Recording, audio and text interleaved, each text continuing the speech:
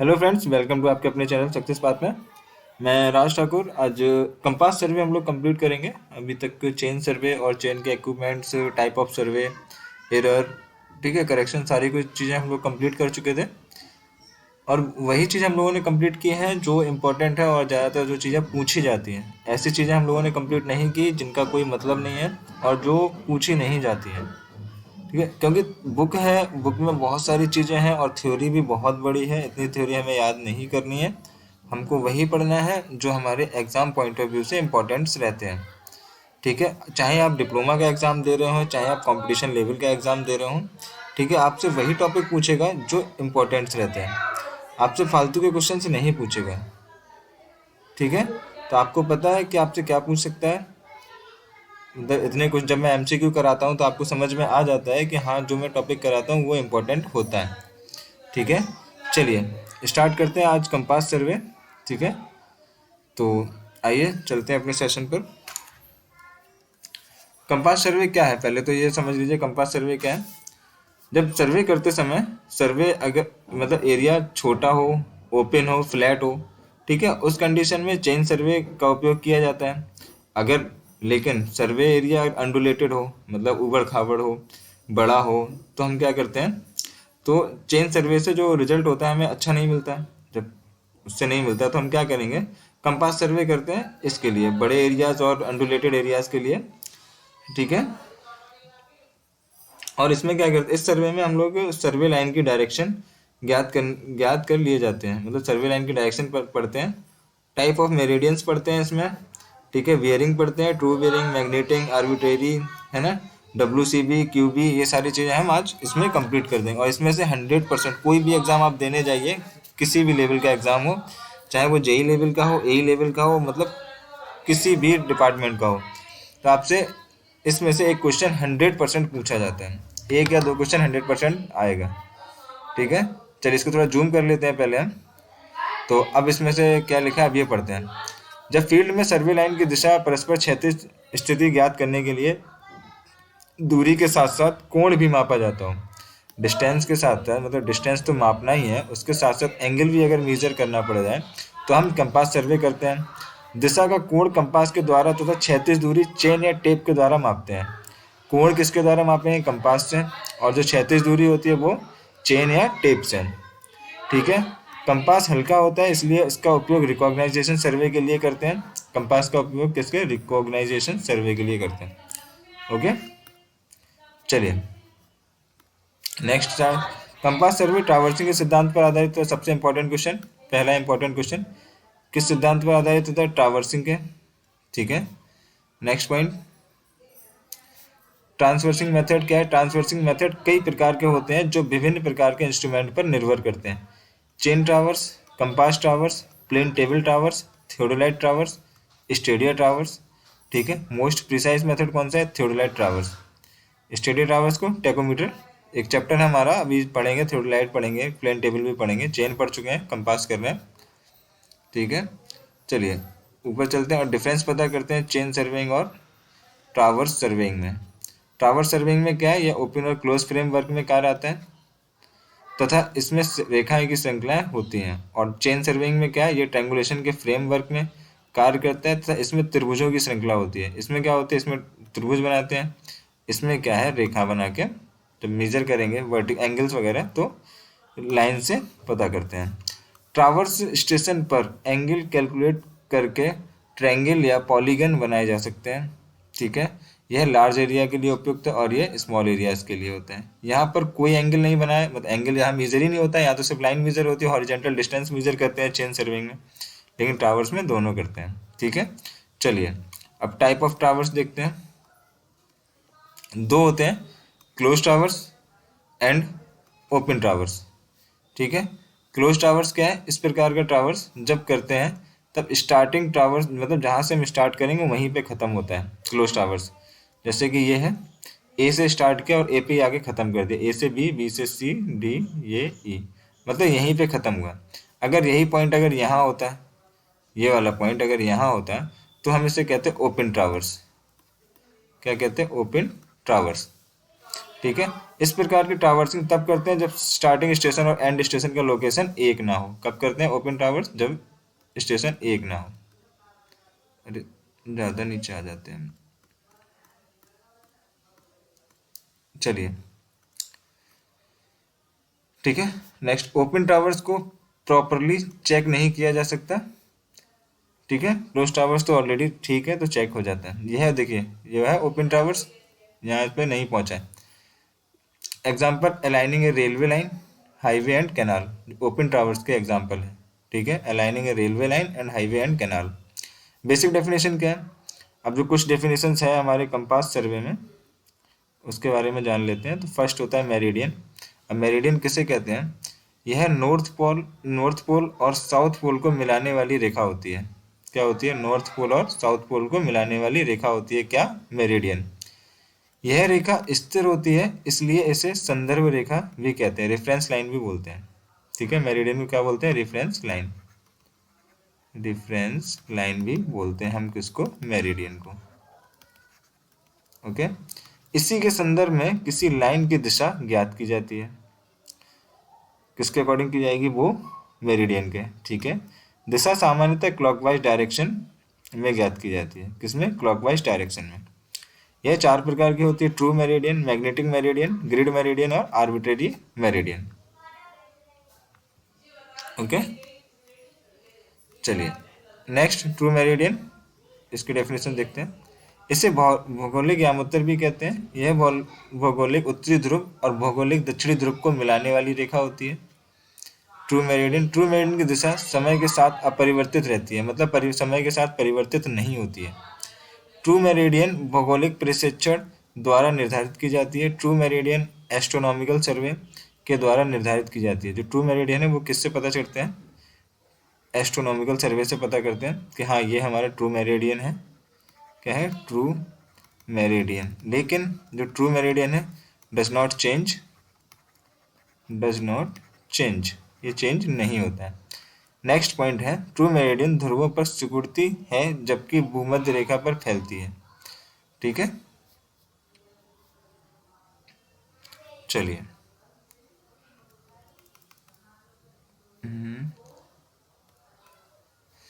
लेकिन इन्हें प्लेन सर्वे के लिए पैरेलल माना जाता है। प्लेन सर्वे के लिए जो मेरिडियन होती है उसे हम कैसा मानते हैं? पैरेलल मानते हैं। ठीक है, ग्रीनविच टाइम के अनुसार मेरिडियन को 0 डिग्री माना जाता है। ग्रीनविच टाइम मेरिडियन जो इंग्लैंड में है, ग्रीनविच टाइम के अनुसार मेरिडियन को 0 डिग्री माना जाता है।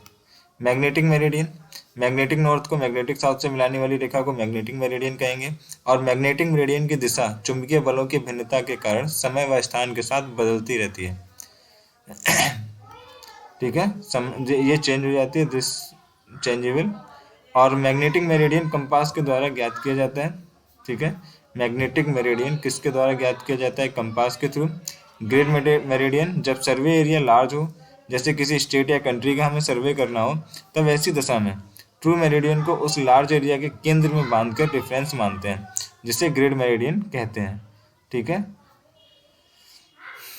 ओके। नेक्स्ट, आर्बिट्रेरी, ऐसा मेरिडियन जो किसी आर्बिट्रेरी डायरेक्शन को मापने के लिए रेफरेंस मानते हैं। First traverse line arbitrary direction से ही लिया जाता है।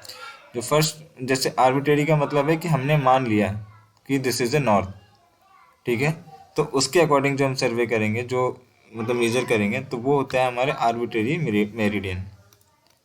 नेक्स्ट है बियरिंग। अब बियरिंग में दो होती है, ट्रू बियरिंग और मैग्नेटिक बियरिंग। बियरिंग में ऐसी रेखा किसी यामोत्तर की सापेक्ष दिशा बियरिंग कहलाती है। यह निम्न प्रकार के होते हैं। First, true bearing, true meridian के सापेक्ष बनने वाले क्षैतिज कोण। जैसे suppose that this is a true meridian, TM true meridian है। अब इसके अकॉर्डिंग जो कोण बनाएंगे वो होगा ट्रू बियरिंग। क्या होगा? True bearing. अगर यही कुछ, अगर मैग्नेटिक मेरिडियन है, जैसे माना ये मैग्नेटिक मेरिडियन है और ये ट्रू मेरिडियन है, तो ट्रू मेरिडियन से इतना मतलब मान लीजिए 5 डिग्री मैग्नेटिक डिक्लिनेशन है। कहाँ पे? साउथ की तरफ, वो हाँ साउथ में। तो ये मैग्नेटिक मेरिडियन से जो कोण बनेगा, जो वर्टिकल कोण बनाएंगे, उसे हम लोग कहेंगे क्या? Magnetic bearing. उसे हम लोग क्या कहेंगे? Magnetic bearing. ठीक है, ट्रू बेयरिंग होती है उसी को हम एजीमथ बोलते हैं। एजीमथ किसको बोलते हैं? ट्रू बेयरिंग को, एजीमथ, एजीमुथ, ठीक है। ट्रू बेयरिंग हमेशा नॉर्थ से क्लॉकवाइज डायरेक्शन में मापी जाती है। कैसे? क्लॉकवाइज डायरेक्शन में, नॉर्थ से, ये है क्लॉकवाइज डायरेक्शन, ठीक है, इस डायरेक्शन में ही मेजर करते हैं यहाँ से। चलिए नेक्स्ट है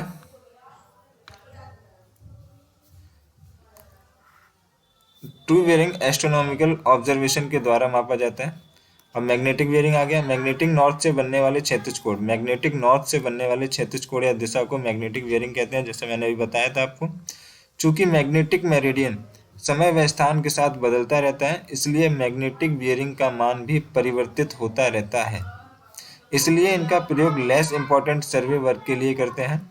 मैग्नेटिक बेयरिंग प्रिज्मेटिक कंपास और सर्वियर कंपास के द्वारा मापा जाता है। जो मैग्नेटिक बेयरिंग है या तो प्रिज्मेटिक कंपास से मेजर करेंगे या सर्वियर कंपास से।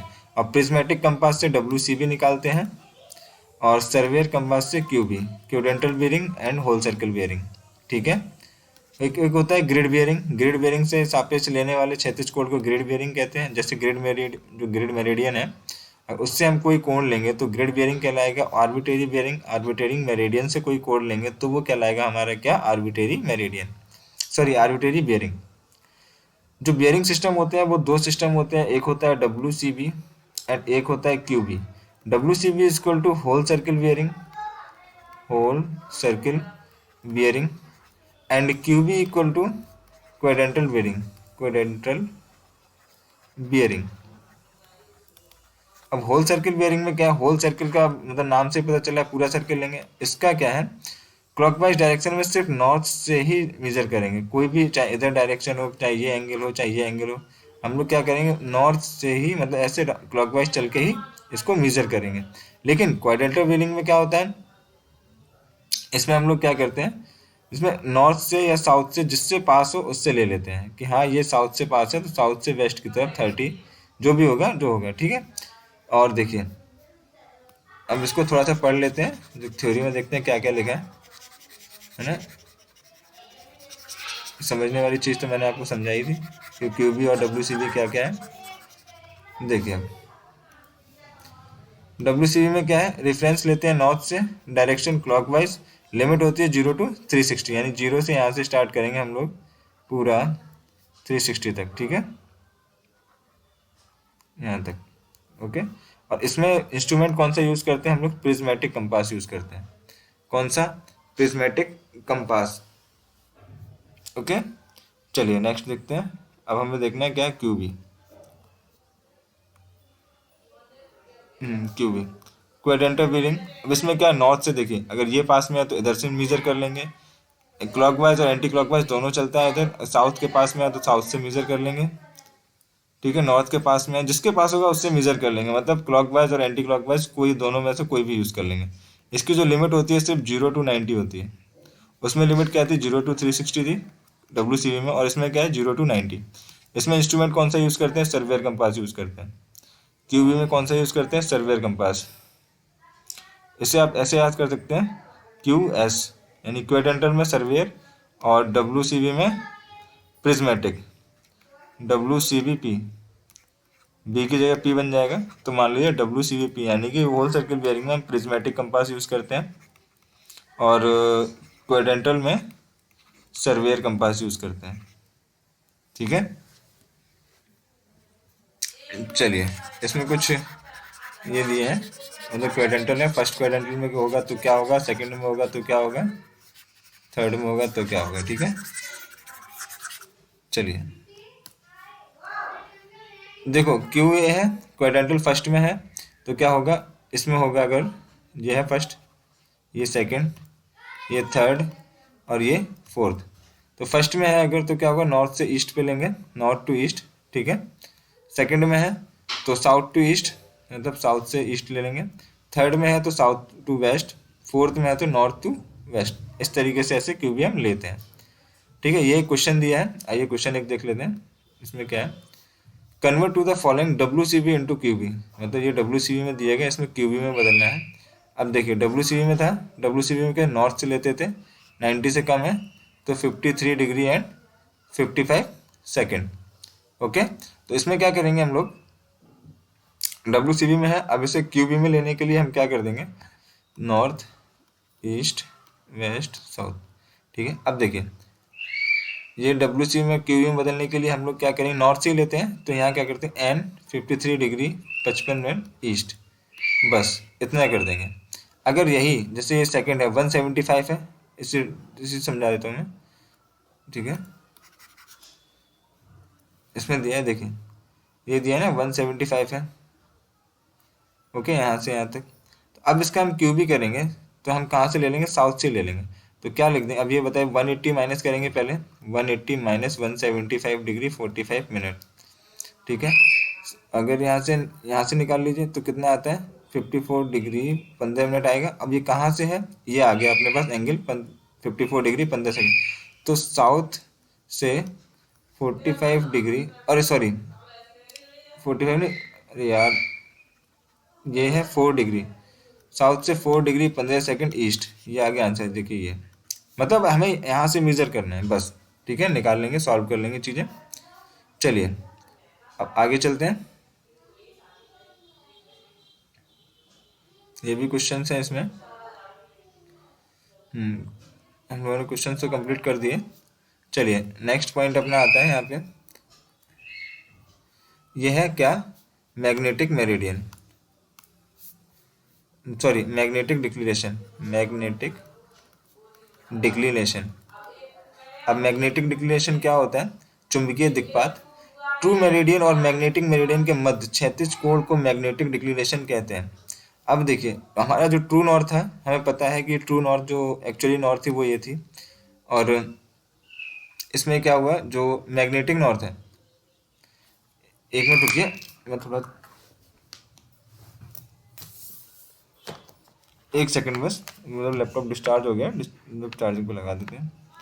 ओके ठीक है, अब देखिए चुंबकीय मैग्नेटिक डिक्लिनेशन क्या था, कि मैं आपको क्या समझा रहा था यहाँ पे, वो कहाँ गया, हाँ ये, तो ये ट्रू नॉर्थ है और ये हमारी मान लीजिए मैग्नेटिक नॉर्थ है।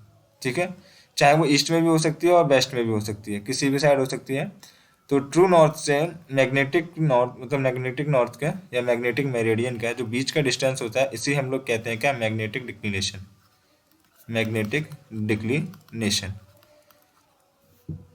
ओके, जैसे केस फर्स्ट यहाँ दिया है, जब मैग्नेटिक मेरिडियन ट्रू मेरिडियन के दाईं ओर झुका है तो उसे पूर्वी दिक्पात, मतलब ईस्टर्न डिक्लिनेशन, अगर ईस्ट में होगा तो ईस्टर्न डिक्लिनेशन, वेस्ट में होगा तो वेस्टर्न डिक्लिनेशन कहते हैं। ठीक है, और सेकंड केस है, मतलब ईस्ट में होगा पॉजिटिव भी बोल देंगे, वेस्ट में होगा तो नेगेटिव बोल देंगे। जब मैग्नेटिक मेरिडियन ट्रू मेरिडियन की बाईं तरफ झुका हो तो वेस्टर्न मेरिडियन, या उसे ऋणात्मक यानी कि निगेटिव डिक्लिनेशन भी बोलते हैं। ठीक है, चलिए नेक्स्ट क्या है, नेक्स्ट आपको क्वेश्चन दिया है, आइए इसका क्वेश्चन नहीं किया हमने तो इसका क्वेश्चन कर लेते हैं। If magnetic bearing of a line is 160 degree then calculate true bearing. आपको मैग्नेटिक बेयरिंग दी है 160, और ईस्ट में दिया है डिक्लिनेशन 12 डिग्री और वेस्ट में दिया है 10 डिग्री। ईस्ट में ये मैग्नेटिक मेरिडियन कितना है, 12 डिग्री, ये कितना है 12। आपसे पूछा क्या है, देन ट्रू बेयरिंग पूछा है। अब 160 है, मैग्नेटिक बेयरिंग कितने हैं 160, ये 160 में 12 ऐड कर देंगे तो ट्रू मेरिडियन निकल आएगा। तो 160 में 12 ऐड किया 172, ट्रू मेरिडियन आ गया। उसी तरह वेस्ट में करेंगे तो क्या करेंगे, माइनस कर देंगे, वेस्ट में नेगेटिव था तो माइनस कर देंगे जितना भी है 10 डिग्री, तो 160 में 10 डिग्री 150 बचा, this is a true bearing. ठीक है, बहुत इजी है ये कंपास सर्वेइंग जो है, बहुत इजी है। ठीक है, दोपहर के समय एक इम्पॉर्टेंट पॉइंट है कि दोपहर के समय सूर्य की स्थिति 180 डिग्री ट्रू बेयरिंग रहती है, सुबह 90 डिग्री। दोपहर में सूर्य की स्थिति कितनी होती है 180 डिग्री, और वही सुबह टाइम पे कितनी होती है 90 डिग्री। ठीक है, चलिए अब हम लोग पढ़ेंगे variation in magnetic declination, regular variation, irregular variation. Regular variation क्या है, पहला होता है सेकुलर। सेकुलर क्या है, दीर्घकालिक विचरण। जब चुंबकीय सुई को पेंडुलम की भांति स्वतंत्र अवस्था में छोड़ दिया जाए तो वह सुई ट्रू मेरिडियन से पूर्व या पश्चिम की ओर विचरण करती है। मतलब पूर्व या पश्चिम की तरफ वेरिएशन करेगी।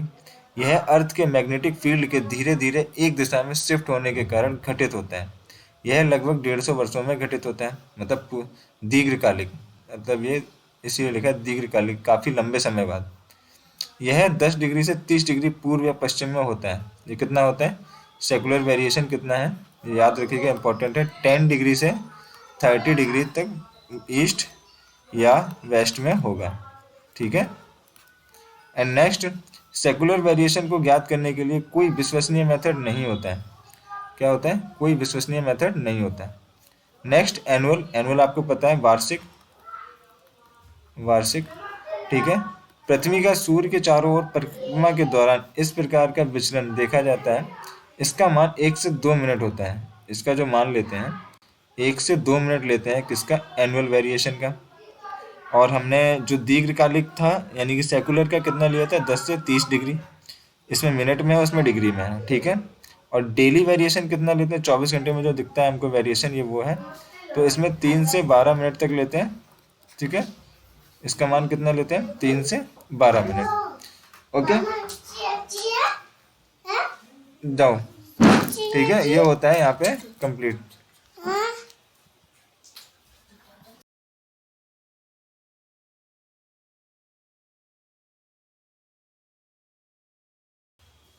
ओके, चलिए। हाँ, 3 से 12 मिनट। देखिए अब यहाँ पे हम जो वैल्यूज हैं लिख लेते हैं। सेकुलर की क्या थी? सेकुलर का वेरिएशन 10 टू 30 डिग्री होता है और काफ़ी लंबे समय बाद में 100 से 150 साल में होता है। और एनुअल में क्या? ईयरली होता है। मतलब वार्षिक जो वेरिएशन होता है वो कितना होता है? 1 से 2 मिनट होता है। ठीक है। और जो डेली का वेरिएशन है वो 3 से 12 मिनट होता है। ठीक है। ऐसा विचलन जो 24 घंटे में होता है, यह विचलन क्षेत्र भूमध्य रेखा के पास कम तथा ध्रुवों के पास अधिक, और मौसम ग- गर्मी में अधिक और ठंडी में कम, समय दिन में अधिक और रात में कम इत्यादि पर निर्भर करता है। मतलब डेली वेरिएशन की टेम्परेचर पे भी अकॉर्डिंग करेगा, है ना। मौसम कैसा है, सारी चीज़ों पे डिपेंड करता है कौन सा? Daily variation. और इरेगुलर वेरिएशन चुंबकीय तूफानों तथा पृथ्वी के चुंबकीय बलों में विक्षोभ, भूकंप तथा ज्वालामुखी के फटने के कारण इस प्रकार का विचलन घटित होता है। ठीक है। इसका मान कितना लेते हैं? 1 से 2 डिग्री होता है। ठीक है। इरेगुलर वेरिएशन का इनके मान आप लोग याद रखिए क्योंकि यही मान पूछे जाते हैं। सेकुलर वेरिएशन होता क्या है? इतना मतलब देखिए सेकुलर वेरिएशन कब होता है? काफ़ी लंबे समय में जो वेरिएशन होगा वो सेकुलर होगा। एनुअल 1 साल मतलब वार्षिक होता है।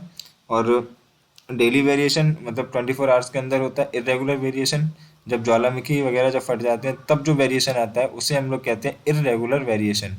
उसका मान कितना होता है? 1 डिग्री से 2 डिग्री। इनकी डेफिनेशन और इनका मान याद रखिएगा। ठीक है।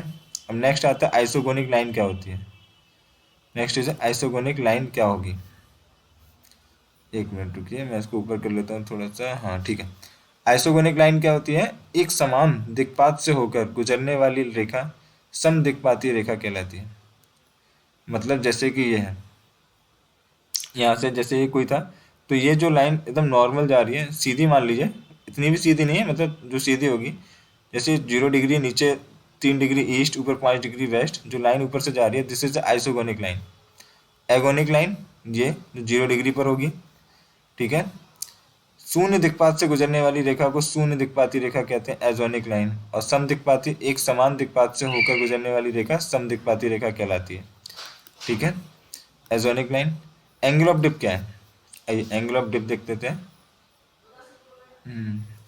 चुंबकीय सुई का क्षैतिज से ऊर्ध्वाधर कोण नति कोण कहलाता है। मतलब चुंबकीय सुई मान लीजिए ये नॉर्थ था, ये हमारा मतलब एक लाइन है, ये क्या है? चुंबकीय लाइन है।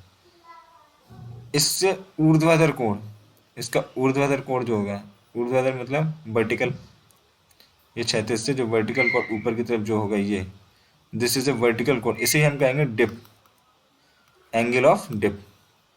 अगर एक चुंबकीय सुई का स्वतंत्र रूप से लटकाया जाए तो वह हमेशा चुंबकीय बलों की दिशा में संरेखित हो सकता है। यह संरेखण धरती से सतह से जो कोण बनाता है उसे नति कोण कहते हैं। धरती की सतह मतलब हॉरिजॉन्टल से जो कोण बनाएगा उसे हम कहेंगे नति कोण, यानी कि angle of dip, angle of dip. ठीक है, चलिए नेक्स्ट क्या है, पॉइंट आता है, भूमध्य रेखा पर नति कोण का मान शून्य होता है। Important question. भूमध्य रेखा पर एंगल ऑफ डिप का मान कितना होता है, शून्य, क्योंकि भूमध्य रेखा पर सुई क्षैतिज रहती है।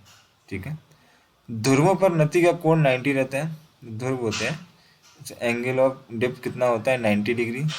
ये भी इम्पोर्टेंट, क्योंकि ध्रुवों पर चुंबकीय सुई हॉरिजॉन्टल प्लेन से लंबवत हो जाती है। भूमध्य रेखा और ध्रुवों के मध्य किसी भी बिंदु पर नति का कोण 0 से 90 डिग्री के मध्य होता है।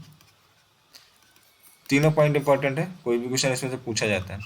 आइसोक्लिनिक लाइन कौन सी है, समनत रेखा। समान नति कोण वाली बिंदुओं को मिलाने वाली रेखा आइसोक्लिनिक लाइन कहते हैं। समान नति कोण वाले बिंदुओं को मिलाने वाली रेखा। Okay, next is isoclinic line, समान नति कोण वाले बिंदुओं से मिलाने वाली रेखा आइसोक्लिनिक। एक्लिनिक, शून्य नति कोण वाले बिंदुओं को मिलाने वाली रेखा को एक्लिनिक लाइन कहते हैं, शून्य नति रेखा। भूमध्य रेखा एक एक्लिनिक लाइन होती है, जो भूमध्य रेखा है दिस इज एक्लिनिक लाइन। अब नेक्स्ट टॉपिक हमारा बियरिंग आता है, four bearing and back bearing. क्या है, four bearing and back bearing. Four bearing क्या है, जब किसी लाइन की बियरिंग सर्वे के बढ़ने की दिशा या अग्र दिशा में हो, ठीक है, फोर बियरिंग कहलाता है। और नेक्स्ट पॉइंट, ट्रावर्सिंग प्रोसेस के दौरान एक स्टेशन से अगले स्टेशन के मध्य मेजर्ड एंगल को फोर बियरिंग कहते हैं। मतलब एक स्टेशन से अगले स्टेशन के मध्य मेजर एंगल को फोर। अब देखिए, ये हमने एक स्टेशन यहाँ लगा दिया, ये स्टेशन लगा है हमारा, ठीक है, हमें ये मेजर करना है। तो यहाँ से ये क्या है, फोर बियरिंग, यहीं की फोर बियरिंग। अगर इसके पीछे पीछे लेंगे तो this is a back bearing, पीछे लिए तो बैक बियरिंग, आगे लिए तो फोर बियरिंग। ठीक है, ये वही है, नीचे बैक बियरिंग में भी वही लिखा है जो मैंने अभी आपको बताया। बैक बियरिंग और फोर बियरिंग आपको समझ में आया क्या होती है ना। अभी इसके एक रिलेटेड फार्मूला को देखिए, दिस, जैसे ये पॉइंट था, है ना, ये पॉइंट है, तो हम क्या करेंगे, जैसे माना हमको 170 फोर बियरिंग जाना है, 170, तो 170 कहाँ आएगा, यहाँ आएगा, ये गए इसके। अब इसकी बैक बियरिंग क्या होगी, बैक बियरिंग होगी इसकी ये, ठीक है, सॉरी बैक बियरिंग होगी ये, सॉरी सॉरी सॉरी, नॉर्थ से ये, this is a back bearing. Okay okay, this is a back bearing and this is a four bearing, four bearing and back bearing. ठीक है, ये होगी four bearing and back bearing. अब back bearing का formula क्या होता है, four bearing plus minus 180। अगर 180 के बड़ा है तो माइनस करेंगे, छोटा है तो प्लस करेंगे। ठीक है, नेक्स्ट, नोट क्यूबी में एफ बी और बी बी का अंकिक मान समान रहता है, जबकि चतुर्थांश बदल जाते हैं, चतुर्थांश बदल जाते हैं।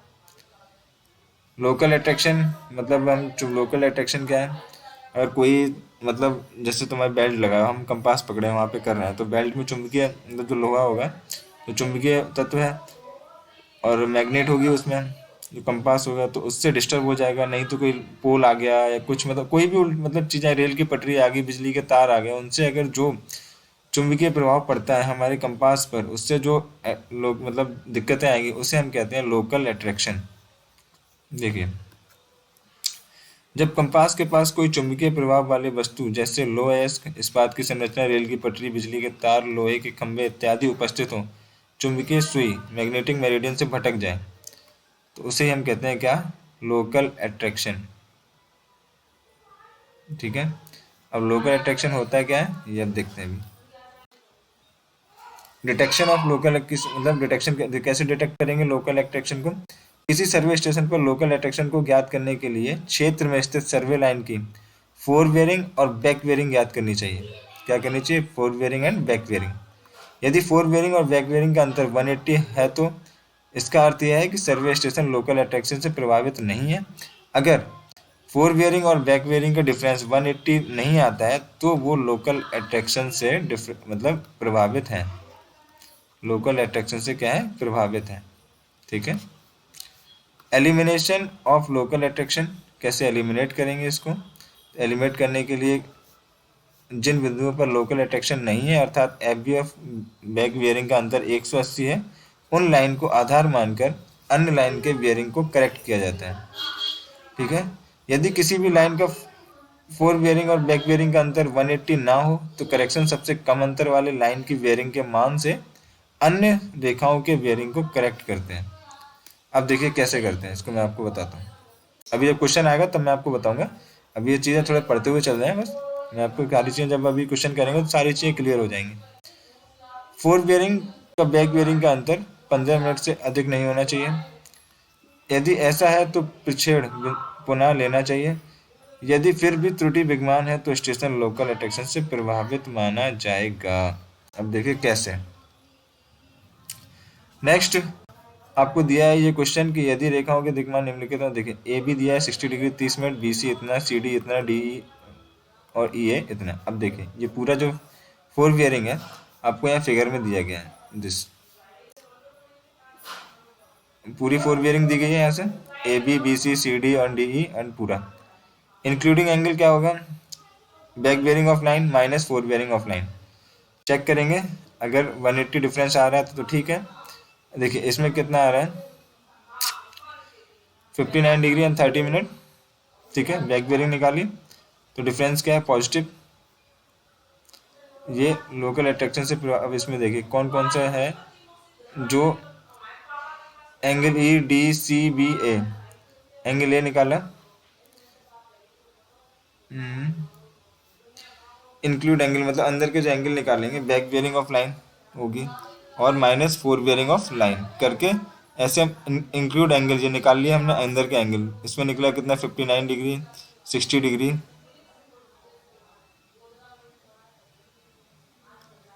बड़ी आवाज़ हो रही है यार।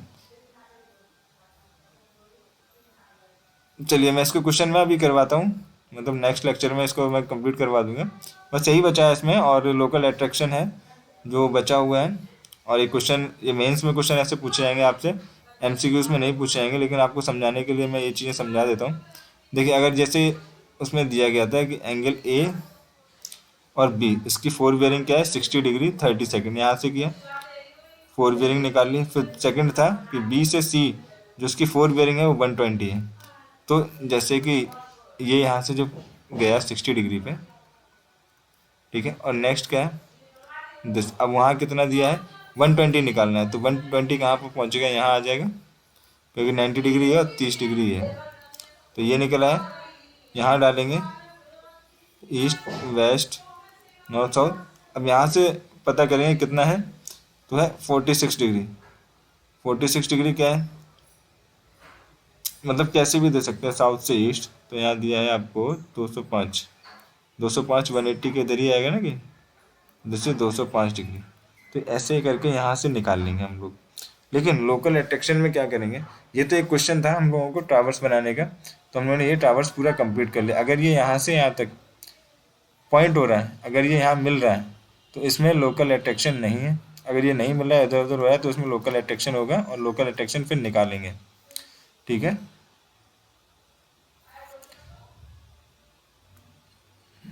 ओके। चलिए नेक्स्ट हमारा चैप्टर स्टार्ट होगा टावर सर्विंग। और टावर सर्विंग से पहले वो इस टाइप के मैं 2-3 क्वेश्चन आपको करवाऊंगा नेक्स्ट लेक्चर में। ठीक है, तब तक के लिए thank you and so much. Please like, देखिए वीडियो अगर पसंद आ रही हो तो प्लीज़ लाइक शेयर सब्सक्राइब करना मत भूलिएगा, क्योंकि वही चीज़ है जो आप लोग हमें एक प्रोवाइड करते हैं, वरना हम इतनी मेहनत आप लोगों के लिए कर रहे हैं तो कुछ तो बनता है ना। Okay, thank you so much.